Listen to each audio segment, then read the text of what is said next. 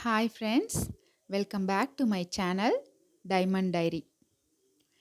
இன்னைக்கு டே நான் காலையில் ஸ்டார்ட் பண்ணும்போதே நினச்சிக்கிட்டு எழுந்தது என்னன்னா, இன்னைக்கு ஒரு சுறுசுறுப்பான நாளாக இருக்கணும். நிறைய ஒர்க்ஸ் இன்னைக்கு கம்ப்ளீட் பண்ண வேண்டியது இருக்குது. ஸோ ஒரு எனர்ஜெட்டிக்கான நாளாக இருக்கணும் அப்படின்னு நினச்சிக்கிட்டு தான் இன்னைக்கு டேவை நான் ஸ்டார்ட் பண்ணேன்.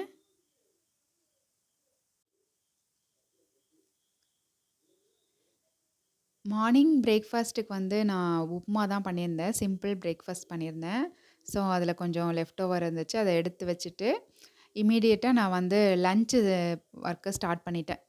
ஏன் சீக்கிரமா லன்ச் பண்றேன் அப்டின்னா, இன்னைக்கு ஒர்க்கு கொஞ்சம் இருந்துச்சுன்னு சொன்னேன் இல்லையா? அது என்னன்னா பொங்கல் கிளீனிங். ஸோ பொங்கல் நெருங்கிடுச்சு. வீடு கிளீன் பண்ற வேல இருக்கு. ஸோ இன்னைக்கு நம்ம வந்து ஸ்டார்ட் பண்ணலாம் அப்டின்னு சொல்லிட்டு, அன்னைக்கு டே வந்து நான் பிளான் பண்ணேன் காலையில. அதனால சீக்கிரமே லன்ச் வேலைய முடிச்சிரலாம் அப்டின்னு சொல்லிட்டு கிச்சனுக்கு வந்தேன். நான் எப்படின்னா, எனக்கு எந்த ஒர்க் இருந்தாலும் சரி, வெளியில போற ஒர்க் இருந்தாலும் சரி, நம்ப வீட்டு ஒர்க் இருந்தாலும் சரி, ஷாப்பிங் பண்றது, இல்ல யாரையாச்சும் போய் பார்க்கணும், அந்த மாதிரி மத்த ஒர்க் எது இருந்தாலும், நான் ஃபர்ஸ்ட்டு பண்றது என்னன்னா, இந்த கிச்சன் ஒர்க்கு. ஸோ சமைச்சு முடிச்சுட்டு நான் எடுத்து வச்சுட்டேன் அப்படின்னா, மத்த ஒர்க் நான் பண்ணும்போது எனக்கு ரொம்ப பீஸ்ஃபுல்லா இருக்கும். அப்படி இல்லன்னா, நான் அடுத்த ஒர்க்க பண்ணிட்டுருக்கும்போது, மைண்ட் ஃபுல்லா பார்த்தீங்கன்னா, எனக்கு கிச்சன் ஒர்க்லயே இருக்கணும். ஏன்னா, நமக்கு அடுத்த டைம் பசங்களுக்கு வந்து சாப்பிடுற பசி டைம் வந்துச்சுன்னா, என்ன குடுக்கறது? நம்ம இவ்ளோ நேரம் இந்த ஒர்க்கே பண்ணிட்டுருக்கோமே! அப்படின்னு யோசிச்சுட்டே இருக்கிற மாதிரி இருக்கும். அப்புறம் வேற வழி இல்லாம நம்ம கடையில வாங்குற மாரி ஆயிடுச்சுன்னா, அதுவும் எனக்கு ரொம்ப கில்ட்டியா இருக்கும். ஏன்னா, நான் மோஸ்ட்லி கடையில வாங்க மாட்டேன். மோஸ்ட்லி நான் வந்து வீட்ல தான் ப்ரிப்பேர் பண்ணுவேன் ஃபுட்டு. அந்த மாதிரி அதனால தான் என்ன பண்ணுவேன்னா, நான் ஃபர்ஸ்ட்டு ப்ரிஃபரன்ஸ் குடுக்குற ஒர்க் என்னன்னு பார்த்தீங்கன்னா, கிச்சன் ஒர்க்கு. சமைச்சுட்டு, அழகா எடுத்து வச்சுட்டு, கிச்சன கிளீன் பண்ணிட்டேன்னா, அதுக்கப்புறம் என்னோட வேலை எல்லாமே நான் வந்து மத்த வேலைகள் செய்யும்போது, அதில கான்சன்ட்ரேட் பண்ணி நான் பொறுமையா, ரிலாக்ஸ்டா பண்ற மாதிரி எனக்கு ஒரு ஃபீல் இருக்கும். ஸோ, அன்னைக்கு கிளீனிங் ஒர்க் இருக்கு. ஸ்டார்ட் பண்ணணும்னு நான் முடிவு பண்ணதுனால என்ன பண்ணேன்னா, மத்த வேலைகள்லாம் இன்னைக்கு கிச்சன் வேலைய சீக்கிரம் முடிச்சிடலாம் அப்படின்னு சொல்லிட்டு கிச்சனுக்கு வந்தேன். ஒரு சிம்பிளான லஞ்ச் ரெடி பண்ணலாம் அப்படின்னு சொல்லிட்டு, பருப்பு சாதமும், கோவக்கா ஃப்ரை அது 2ம் தான் பண்ணலாம் அப்படின்னு சொல்லிட்டு முடிவு பண்ணேன். ஸோ, ஆக்சுவலா பிளான் என்ன இருந்துச்சுன்னா, பருப்பு சாதம், உருளைக்கிழங்கு பண்ணலாம் அப்படின்னு சொல்லிட்டு. ஏன்னா ரொம்ப ஈஸி இல்லையா? பருப்பு சாதம் வச்சுட்டு சைட் பை சைடா நம்ப உருளைக்கிழங்கும் பண்ணிட்டோம்னா, 2ம் ஒரே நேரத்தில முடிஞ்சிரும். அதனால அத நான் பிளான் பண்ணேன். பட் நான் நெனச்சது மாரி நடக்கல. ஏன்னா உருளைக்கிழங்கு வந்து அவ்வளவா நல்லா இல்ல. மொளச்சிருச்சு அது. அது பண்ண வேணாம் அப்படின்னு சொல்லிட்டு என்ன பண்ணலான்னு கிச்சன போய் சாரி ஃப்ரிட்ஜ நான் தேடும்போது பார்த்தீங்கன்னா, அந்த கோவக்கா தான் இருந்துச்சு. ஆக்சுவலி கோவக்காவுமே நம்ம ரொம்ப நாள் வச்சு சமைக்க முடியாது. ஏன்னா, அதோட அது பழுத்துருச்சுன்னா அதோட டேஸ்ட் வந்து மாறிடும். எந்த அளவுக்கு நம்ம அத காயா இருக்கும்போது சமைக்கிறோமோ, அந்த அளவுக்கு நல்லாயிருக்கும். நம்ம வாங்கும்போதே இப்போ கொஞ்சம் பிஞ்சா இருக்கிற மாதிரி வாங்கிட்டோம்னா, சமைக்கிறதுக்கு டேஸ்ட்டா இருக்கும். இந்த மாரி பழுத்துருச்சு அப்டின்னா, அது அந்த ஃப்ரை பண்ணும்போது அது அவ்வளவா டேஸ்டியா இருக்காது. இத நம்ம சீக்கிரமா சமைக்கிறது நல்லது. அன்னைக்கு வந்து வேற வழி இல்லாம தான் நானா கோவக்காவ எடுத்தேன். ஏன்னா, அது வேகறதுக்கு கொஞ்சம் டைம் எடுக்கும். நம்ம அத கட் பண்றதுமே கொஞ்சம் டைம் எடுத்து தான் கட் பண்ணணும். அது கொஞ்சம் தின்னா கட் பண்ணிட்டு, கொஞ்சம் ரொம்ப நேரம் நம்ப ரோஸ்ட் பண்ணிட்டே இருந்தா தான் அந்த டேஸ்ட் நம்மளுக்கு வரும். அது பண்றதுக்கு எனக்கு கொஞ்சம் டைம் எடுத்துருச்சு தான். பட் என்ன பண்றது? வேற வழி இல்ல. ஆப்ஷனே இல்லன்னும்போது அத நம்ம பண்ணி தானே ஆகணும். ஒரு எக்ஸ்ட்ரா 1/2 அன் ஹவர் நம்ம இத எடுத்து பண்ற மாரி ஆயிடுச்சு அன்னைக்கு. இத முடிச்சுட்டு அதுக்கப்புறம் நான் வந்து ஒரு ஒரு வேலையா ஸ்டார்ட் பண்ணலான்னு பிளான் பண்ணிட்டுருந்தேன். கிச்சன்ல தான் இருந்தேன். எல்லா வேலையும் பண்ணிட்டு இந்த மாரி குக்கிங் ஒர்க் பண்ணிட்டு இருந்தாலும், மைண்ட் ஃபுல்லா எனக்கு வந்து வெளியில உள்ள வேலையில தான் இருந்துச்சு. ஏன்னா என்ன பண்ணணும்? ஃபர்ஸ்ட்டு என்ன பண்ணணும்? எத எடுக்கறது? எங்கேருந்து ஸ்டார்ட் பண்றது? ஸ்டார்ட்டிங் ட்ரபிள்ன்னு சொல்லுவாங்க இல்லையா? அது எனக்கு ரொம்பவே அதிகம். ஏன்னா நான் ஒர்க்க வந்து ஸ்டார்ட் பண்றதுக்கு வரைக்கும் யோசிச்சுக்கிட்டே இருப்பேன். என்ன பண்ணணுமே? எங்கேருந்து ஸ்டார்ட் பண்றது? எப்படி ஸ்டார்ட் பண்றது? இப்படியே யோசிச்சுட்டே இருப்பேன். அப்புறம் கை வச்சுட்டேன்னா, அத நம்ம ஆரம்பிச்சுட்டோம்னா, அதுக்கப்புறம் அப்படியே கொஞ்சம் ஸ்மூத்தா போயிடும்னு வச்சுக்கோங்களேன். அந்த மாதிரி எனக்கு கொஞ்சம் ஸ்டார்ட்டிங் ப்ராப்ளம். அதே தான் இன்னைக்கும் நடந்துச்சு. குக் பண்ணிட்டு இருக்கும்போதே அப்படியே யோசிச்சுட்டே இருந்தேன். ஃபர்ஸ்ட்டு ஹால்லேருந்து எடுக்கலாமா? ஹால்ல பண்ணோம்னா என்னத்த எடுக்கிறது? ஆக்சுவலி மைண்டுமே ஒரு கடுப்பா தான் இருந்துச்சு. எனக்கு ஆரம்பிக்கணும் அப்படின்ற மாரி தான் இருந்துச்சு. பட் வேற வழி இல்ல. ஏன்னா, நெருக்கத்துல நம்ம பண்ண ஆரம்பிச்சா என்னால முடியாது. கொஞ்சம் டைம் எடுக்கும். கொஞ்சம் பொறுமையா பண்ணா தான் எனக்கு என்னோட பாடி கண்டிஷனுக்கு சரியா இருக்கும். ஏன்னா, ஒரே நாள்ல இல்ல இந்த லாஸ்ட் 1 வீக்ல அப்படிலாம் பண்ணேன்னா, எனக்கு உடம்பு சுத்தமா ஒத்துக்காது. அ அதனால நான் என்ன பண்ணுவேன்னா, எப்பயுமே ஒரு 2 நாள் ஒர்க் பண்ணேன்னா, 1 நாள் ஃபுல்லா ரெஸ்ட் அப்படி பிளான் பண்ணிப்பேன். ஸோ, அப்பதான் எனக்கு வந்து எஃபிஷியன்ட்டா பண்ண முடியும். இல்லன்னா லாஸ்ட் மினிட்லயே கடகடன்னு பண்ணும்போது பெயின் வந்துருச்சுன்னா, என்னால மேனேஜ் பண்ண முடியாது. ஏன்னா, நம்ப படுத்துட்டோம்னா, நம்மள பார்க்கறதுக்கு ஆள் கிடையாது. நம்ப தான் வீட்டையும் பார்க்கணும், நம்பளையும் பார்க்கணும். அதனால நான் அதில பர்ட்டிகுலரா இருப்பேன். ரொம்ப கன்டினியூவஸா வேல பண்ண மாட்டேன். கொஞ்சம் பிரேக் எடுத்து தான் பண்ணுவேன். ஸோ, அப்படி நெனச்சு பிளான் பண்ணது தான் நான் ஒரு 20 டேஸ் முன்னாடியே ஸ்டார்ட் பண்ணேன். அதுவும் இல்லாம என்னன்னா, இப்போ பையனுக்கு வந்து ஹால்ஃப் இயர்லி லீவ் இருக்கு இல்லையா? ஸோ லீவ் டைம்ல ஸ்டார்ட் பண்ணா, அவன் கொஞ்சம் எனக்கு ஹெல்ப் பண்ணுவான். ஸோ அவனையும் வச்சுக்கிட்டு நம்ம 2 பேருமா சேர்ந்து செய்யும்போது எனக்கு கொஞ்சம் மோட்டிவேஷனலா இருக்கும். அவனையும் வேலை வாங்கிட்டு, நானும் வேலை பண்ணும்போது கொஞ்சம் நல்லாருக்கும். தனியா பண்ணேன்னா எனக்கு கொஞ்சம் கஷ்டமா இருக்கும். ஸோ மேலேருந்து எடுத்து குடுக்கறது, அந்த மாரி ஒர்க்கெல்லாம் என் பையன் பார்த்துக்கிட்டான்னா, மத்த வேலைகள்லாம் நான் பார்த்துப்பேன். 2 பேரா சேர்ந்து செய்யும்போது எனக்கு கொஞ்சம் நல்லாருக்கும் வேலை செய்யறதுக்கு. ஸோ அன்னைக்கு அதனால தான் நான் வந்து லீவ் டைம்ல ஸ்டார்ட் பண்ணணும் அப்படின்னு சொல்லிட்டு பிளான் பண்ணேன். ஸோ அன்னைக்கு ஸ்டார்ட் பண்ணிட்டேன். நான் இந்த கிச்சன் ஒர்க்கு பண்ணிட்டுருக்கும்போதே என் பையன்கிட்ட சொன்னேன். "கொஞ்சம் ஷெல்ஃப் எல்லாம் கிளீன் பண்ணி குடு. க ஷெல்ஃப்ல இருக்கிற திங்ஸ் எல்லாம் எடுத்து வச்சுரு" அப்படின்னு சொல்லிட்டு, அவன்கிட்ட சொல்லிக்கிட்டே நான் இந்த கிச்சன் ஒர்க்க பண்ணிட்டுருந்தேன். ஏன்னா, திங்ஸ் எல்லாம் எடுத்துட்டு அதுக்கப்புறம் நம்ப அந்த டஸ்ட் அடிக்கும்போது தான் கொஞ்சம் கிளீனா இருக்கும். இல்லன்னா பார்த்தீங்கன்னா, எல்லா டஸ்ட்டும் அந்த நம்ப வச்சிருக்க ஷெல்ஃப்ல போய் ஒட்டிக்கும். அப்புறம் நம்மளுக்கு 2 வேலையாயிடும். ஸோ, நான் எப்பயுமே திங்ஸ் எல்லாம் எடுத்து ஒரு பேஸ்கெட்ல போட்டு ஓரமா வச்சுட்டு, அதுக்கப்புறமேட்டுக்கு தான் ஒட்டட அடிக்கிறதுக்கு, அந்த மாரி தொடைக்கிறது அதெல்லாம் ஸ்டார்ட் பண்ணுவேன். ஹால் கிளீன் பண்ணா, ஹால் ஷெல்ஃப்னா, ஷெல்ஃப் ஃபுல்லா ஃபர்ஸ்ட்டு எம்ப்டி ஆயிடும். எம்ப்டி ஆனதுக்கு அப்புறமேட்டுக்கு தான் நான் அந்த ஒர்க்க போவேன். அந்த மாரி தான் பண்ணுவேன். ஸோ, அன்னைக்கும் அப்படிதான் ஸ்டார்ட் பண்ணேன். எங்க வீட்டு கேண்டிக்கு வந்து உடம்பு சரியில்ல. வந்து சாப்பாடு எதுவுமே எடுத்துக்க மாட்றான். அ அதனால பிரெட்டும், பாலும் தான் குடுத்தேன். ஸோ, அத சாப்பிட்டுட்டு இருப்பான். ரொம்ப அட்டகாசம் தான். என்னன்னா எல்லாமே மண் அள்ளி போட்டுக்கிட்டு, மண்ண இந்த பாருங்க எப்படி பண்ணி வச்சிருக்கான்ட்டு. அங்கேருந்து உள்ள மண்ணெல்லாம் நோண்டி நோண்டி பெருசா குழி நோண்டி அத வச்சிருக்கான். போட்டு கட்டிருந்த கொடிய வந்து அறுத்துக்கிச்சு. அதுவும் சரி பண்ணணும் நான் இப்ப. இந்த மண்ண கிளீன் பண்ணணும். உடம்பு சரியில்ல, என்ன பண்றது? குட்டி போட்டுருக்கான். அதனால பார்த்துக்கிறதுக்கு கொஞ்சம் கஷ்டமா இருக்கு. நாங்களும் ஹாஸ்பிட்டலுக்கும் கூட்டிட்டு போய் காமிச்சோம்.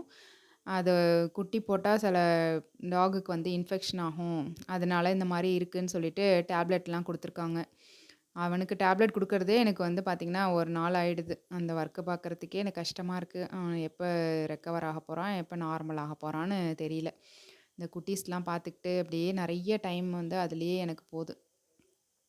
So okay. அடுத்தது பார்த்தீங்கன்னா, கோவக்கா ஃப்ரை இது. அதுக்கு எப்படி நம்ம கட் பண்ணணும்னா, ஒரு கோவக்காவ 6ஆ கட் பண்ணா நல்லாயிருக்கும். ரொம்ப குட்டியா எவ்வளோக்கு எவ்வளோ நம்ப அ ஸ் தின்னா ஸ்லைஸ் பண்றோமோ, அவ்வளோக்கு அவ்வளோ பார்த்தீங்கன்னா, நம்மளுக்கு டேஸ்ட் ரொம்ப நல்லா வருது. எண்ணெயிலே வந்து ஃபர்ஸ்ட்டு தண்ணி ஊத்துறதுக்கு முன்னாடி, எண்ணெயிலேயே நம்ம நல்லாவே வதக்கிக்கணும். வதக்க பார்த்தீங்கன்னா, அதிலேயே பாதி குக் ஆயிரணும். அதுக்கப்புறமேட்டுக்கு நம்ப தண்ணி ஊத்தி, அப்புறம் நம்ம மசாலா போட்டு வேக வச்சு, அப்புறம் ஒரு 10 மினிட்ஸ் கிட்ட அத நம்ம நல்லா ஃப்ரை பண்ணி எடுத்தா தான் அதோட டேஸ்ட் வந்து எனக்கு பிடிக்கும். கோவக்கா வந்து பார்த்தீங்கன்னா, நான் ஃப்ரை மட்டும் தான் பண்ணுவேன். மத்தபடி குழம்பு அந்த மாரி கிரேவி அதெல்லாம் பண்றாங்க. பட் எங்களுக்கு அந்த டேஸ்ட்டு அவ்வளவா புடிக்கல. கோவக்கா ஃப்ரை தான் எங்களுக்கு புடிச்சிருக்கு. கோவக்கா பார்த்தோனே பார்த்தீங்கன்னா, ஸ்டார்ட்டிங்லலாம் நாங்க சின்ன பிள்ளையா இருக்கும்போதெல்லாம் கோவக்கா எங்க அம்மா சமைச்சதே கிடையாது. நாங்க வந்து மார்க்கெட்லயுமே பார்த்தது மாரி எனக்கு ஞாபகம் இல்ல. கோவக்கா வித்து கடையில போய் நான் வாங்கி நான் பார்த்ததே கிடையாது. எப்படின்னா, இப்போ நம்ம கோவக்கா எப்படி இருக்கும் அப்படின்னா, ஸ்கூல் படிக்கும்போது வேலிலலாம் கோவக்கா கொடி மாதிரி இருக்கும். ஸோ, அதுலேருந்து எடுத்து அத வந்து நம்ம ஸ்லேட்ல எழுதுவோம் இல்லையா? அந்த ஸ்லேட்லலாம் போட்டு தேய்ச்சுட்டு, பார்த்தா அது கொழ கொழன்னு ஒரு மாதிரி ஆகும். அப்பதான் நல்லா எழுதும் அப்படிலாம் சொல்லி விளையாண்ட ஞாபகம் தான் இருக்கு. அப்புறம் கிளி வளர்க்குறவங்க வீட்ல வந்து பார்த்தீங்கன்னா, கோவா பழத்த வந்து அந்த கிளிக்கு குடுப்பாங்க. ஸோ, அப்படிதான் நான் வந்து கோவக்கா பார்த்துருக்கேன். அத சமைச்சு நம்ம சாப்பிடலாம் அப்படிங்கிற விஷயமே எனக்கு அப்ப தெரியாது. ரீசென்ட்டா தான் நான் இப்போ இந்த கோவக்கா ரெசிபிய வந்து கத்துக்கிட்டு பண்றேன். டேஸ்ட் நல்லாவே இருக்கு. பட் கோவக்கால பார்த்தீங்கன்னா 2 வெரைட்டி இருக்கு. ஒரு சாதாரண கொடியில இருக்கிற மாதிரி எங்க வீட்டுக்கு பின்னாடி இருந்துச்சு ஒரு கோவக்கா செடி. அ கொடி ஆக்சுவலா. அது மரத்து மேல ஏறி நல்ல உயரமா இருந்துச்சு அந்த கொடி. நெறைய காயும் இருந்துச்சு. சரி கோவக்கா நம்ம கடையில வாங்குறோமே, அதே மாதிரி நம்ம இதையும் எடுத்து சமைச்சு பார்ப்போம் அப்படின்னு சொல்லிட்டு ஒரு நாள் பறிச்சு, அத சமைச்சா ரொம்பவே கசப்பா இருந்துச்சு. ஏன்னு தெரியல. கோவக்கால 2 வெரைட்டி இருக்கா? என்னன்னு தெரியல எனக்கு. நாங்க வெளியிலேருந்து பறிச்ச கோவக்காவ சமைக்கும்போது, டோட்டலா எனக்கு டேஸ்ட் வந்து சுத்தமா நல்லாவே இல்ல. அவ்ளோ ஒரு கசப்பு. பாவக்காவ விடவே கசப்பா இருந்துச்சு. அது ஏன்னு தெரியல. ஆனா கடையில வாங்குற கோவக்கா வந்து வேற டேஸ்ட்டா இருக்கு. 2மே வேற வேற மாதிரியா? இல்ல எதனால அன்னைக்கு அந்த மாரி நடந்துச்சுன்னு தெரியல. அதுலேருந்து நான் வெளியில உள்ள கோவக்கா பறிக்கிறதே விட்டுட்டேன். நம்ம கோவக்கா வேணும்னா மார்க்கெட்ல வாங்குறது தான். அப்படிதான் நான் கோவக்கா சமைச்சுக்கிட்டு இருக்கேன். சைட்ல பார்த்தீங்கன்னா, பருப்பு சாதம் ரெடி ஆயிடுச்சு. பருப்பு சாதம் ஈஸி தான். சின்ன வெங்காயம், பச்சை மொளகா போட்டுட்டு, தக்காளி போட்டு ஜீரகமும், கடுகும் போட்டு தாளிச்சுட்டு, இந்த வெங்காயத்த லைட்டா வதக்கிட்டு, பருப்பு அண்டு ரைஸ் 2த்தையும் எடுத்துக்கிட்டு எப்படின்னா, 1 கிளாஸ் நம்ம ரைஸ் எடுத்தோம்னா, அதில 1/4 கிளாஸ் அளவுக்கு நான் பருப்பு போடுவேன். அந்த மாரி துவரம் பருப்பு, சாம்பார் பருப்பு இருக்கு இல்லையா? அது. அத போட்டுட்டு ஒரு கிளாஸ்க்கு 2 கிளாஸ் தண்ணி விடலாம். நான் வந்து 3 கிளாஸ் விடுவேன். ஏன்னா கொஞ்சம் கொழ கொழன்னு இருந்துச்சுனா தான் எங்களுக்கு பிடிக்கும். அ அதனால நான் 3 கிளாஸ் தண்ணி ஊத்துனேன். ஊத்திட்டு குக்கர்ல 2 விசில் வச்சா போதும். பருப்பு சாதம் ரெடி ஆயிடும். ஈஸியான ரெசிபி தான். நான் வந்து இதில எனக்கு டைம் எடுத்தது பார்த்தீங்கன்னா, கோவக்கால மாட்டிக்கிட்டேன். இதில வந்து பார்த்தீங்கன்னா, ஈஸியான ரெசிபியா நான் சூஸ் பண்ணிட்டு, அதில பார்த்தீங்கன்னா, கோவக்கால வந்து நெறைய டைம் ஆயிடுச்சு. லஞ்ச் சூப்பரா ரெடி ஆயிடுச்சு.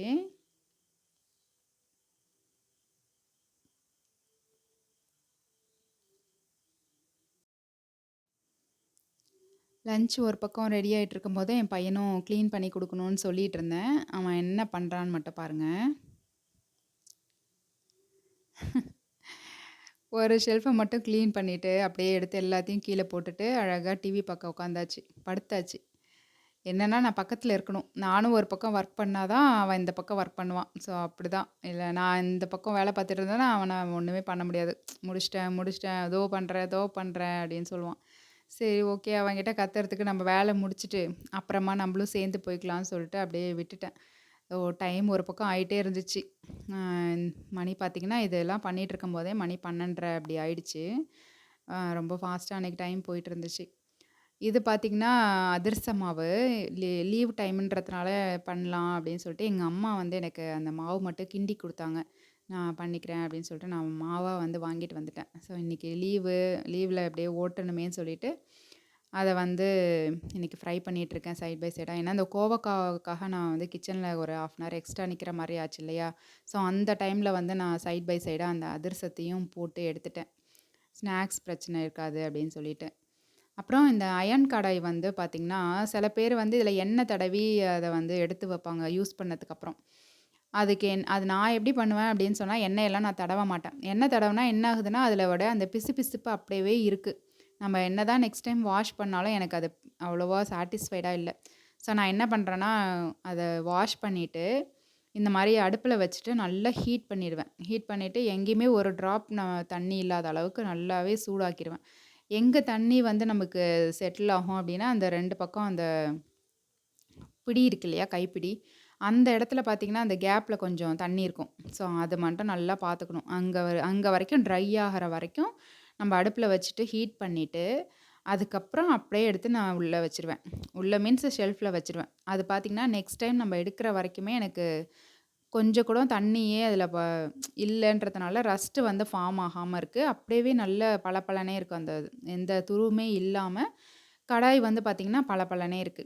இப்படி தான் நான் வந்து மெயின்டெயின் பண்றேன். ஒரு 2 இயர்ஸா இந்த கல்ல நான் யூஸ் பண்றேன் கடாய. பரவால்ல நல்லாருக்கு. எண்ணெய் தடவி அதுக்கப்புறம் நம்ம மறுபடியும் வாஷ் பண்ணி, அது வந்து எனக்கு அவ்வளவா அந்த எண்ணெய் தடவி வைக்கிறது வந்து பிடிக்கல.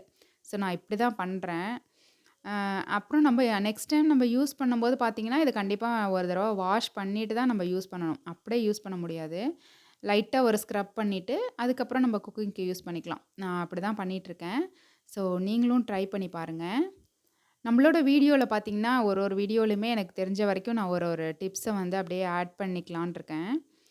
ஸோ சேனல வந்து சப்ஸ்கிரைப் பண்ணிக்கோங்க. என் வீடியோ புடிச்சிருந்துச்சுன்னா லைக் பண்ணுங்க. ஆஃப்டர்நூனுக்கு அப்புறம் கொஞ்சம் கிளீனிங் ஒர்க் இருந்துச்சு. அத நான் ஷூட் பண்ணியிருக்கேன். பட் இந்த வீடியோல என்னால இன்க்ளூட் பண்ண முடியல. ஸோ நான் நெக்ஸ்ட் வீடியோல வந்து நான் அந்த கிளீனிங் ஒர்க்ல என்னென்ன பண்ணேன்னு சொல்லிட்டு ஓரளவுக்கு இன்க்ளூட் பண்ண பார்க்குறேன். அவ்வளோதான் ஃப்ரெண்ட்ஸ். வீடியோ பிடிச்சிச்சா லைக் பண்ணுங்க.